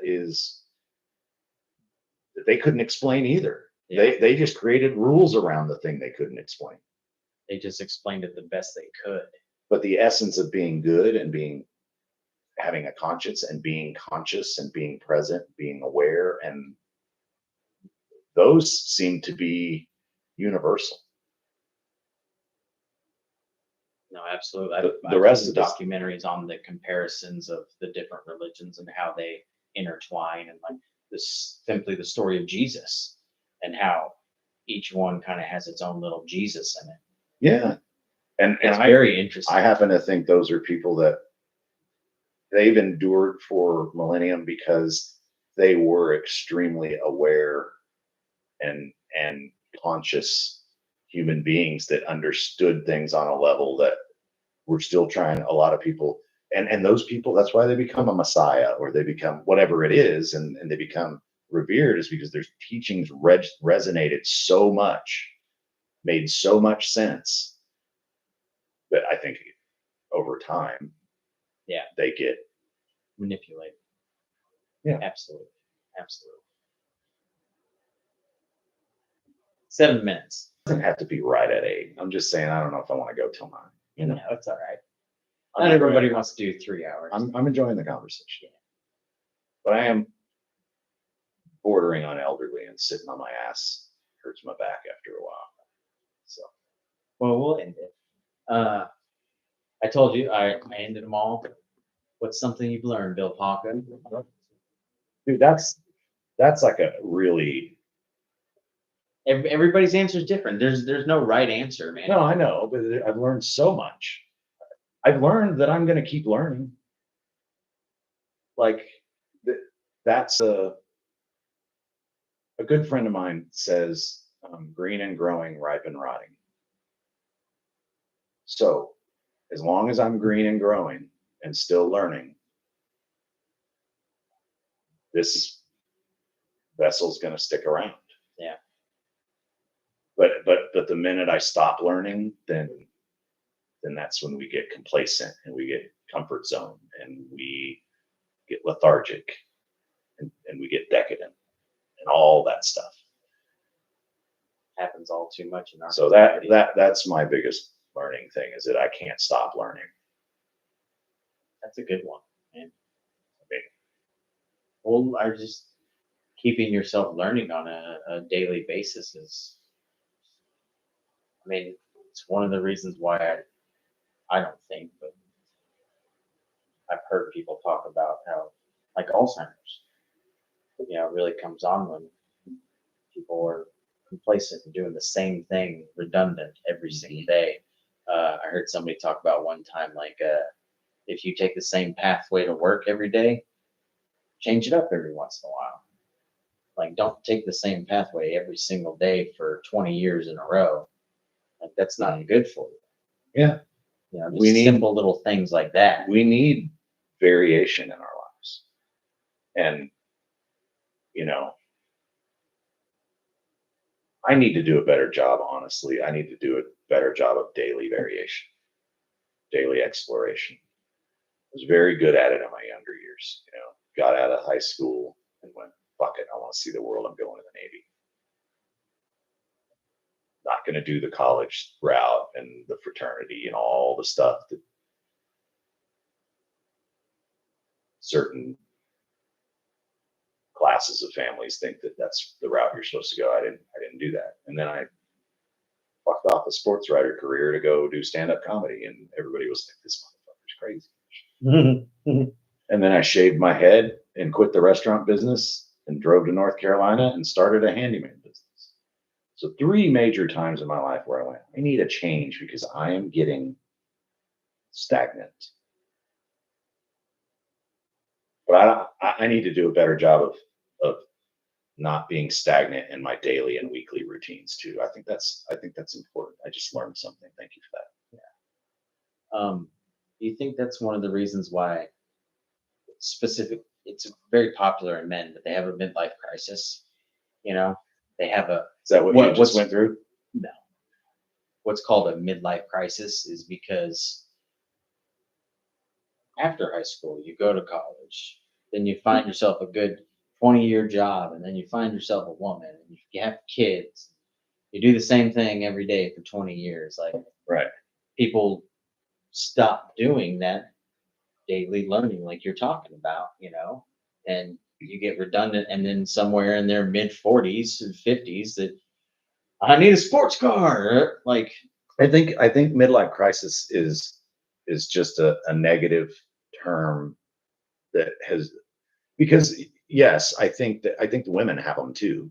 But I think that is a symptom of being in a program, realizing you're in a program and have been your whole life. that's what I mean. Like, I call it white picket fence syndrome.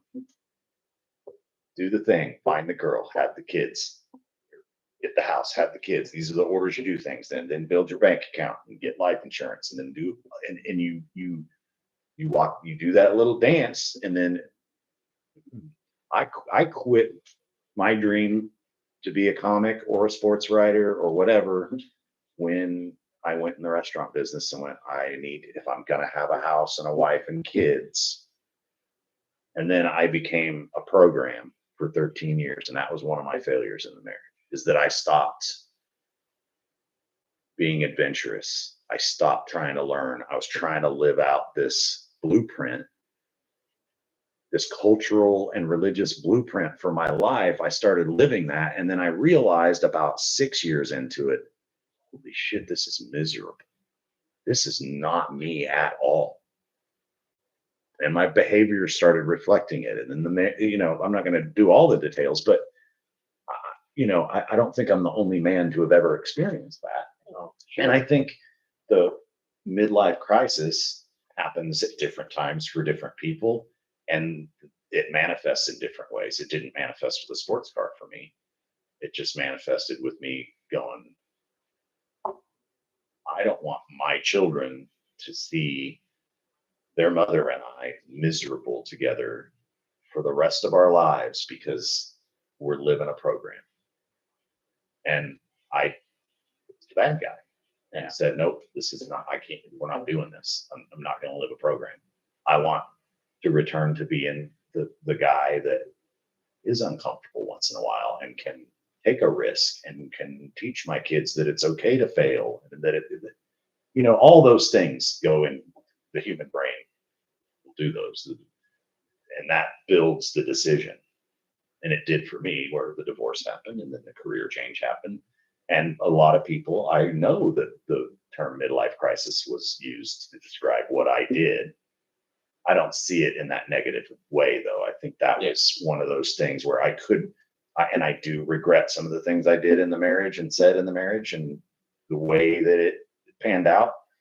But I had to do that to grow.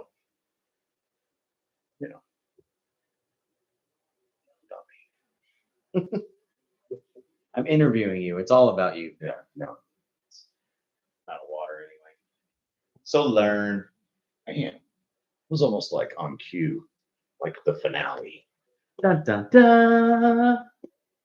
Well, thank you very much for doing this, Bill. I really appreciate it, man. Maybe we can do it again someday. Maybe we can.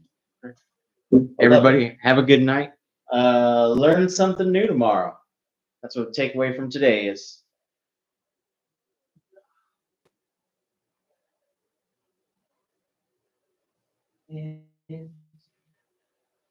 I shot your butt. Which one's for